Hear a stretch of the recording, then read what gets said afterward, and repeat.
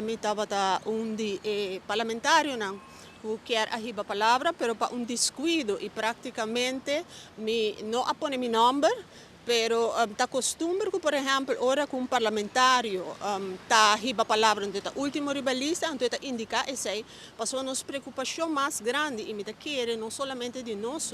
pero como representante do povo, nós tursa é estado de carretera aqui na Aruba. Praticamente a maioria não está em mau estado, pero tem outro não também que está na work. Então se boa lo qual que aqui da alocapa por direita essa aqui, tá suma praticamente chiquito de lo qual que o departamento de imposto está genera anualmente para lo qual tá imposto que nós paga para fazer uso de caminho carretera no público. De 28 milhões que está genera, se boa menos que 10% aqui da alocapa essa aqui, door que botar aí beheer waterschappen não, aqui da passar para identidade novo, havia suma de 8 milhões extra, de qual 5 milhões lo vai para por expandir também para direita carretera, pero o problema de mais grande que nós está com 5 milhões aqui lo ser invertir. Passou de contesta de parte de ministro-presidente tá indicar que se vai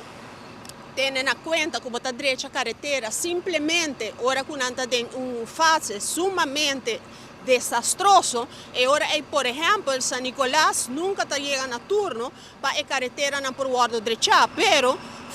vayendo back na planificação que tem estipulado, de DOA está indica claramente que o San Nicolás lo vem na turno para não por começar a direita carretera, tem a 2026.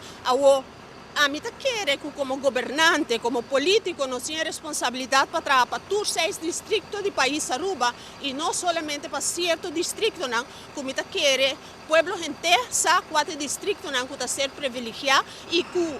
na outra ocasião nós podemos ou nós por questionar que outra carretera não está em estado muito mais deplorável, pero não está bem a remarca para essa aqui porque da direita. Também o qual está de lamentar, hopi marco está mas nós não sabe também a questão de que a Airways ZI lo ser passar para a identidade nova que o caiboy de utilities, pero não há oportunidade para fazer a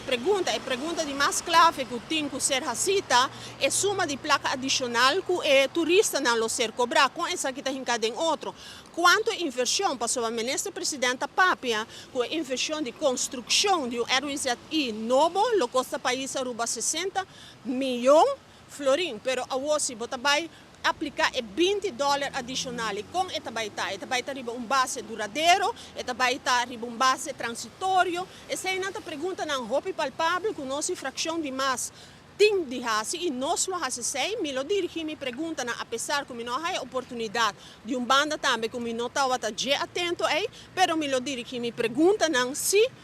por escrito na primeiro-ministro. E claramente nossa fração também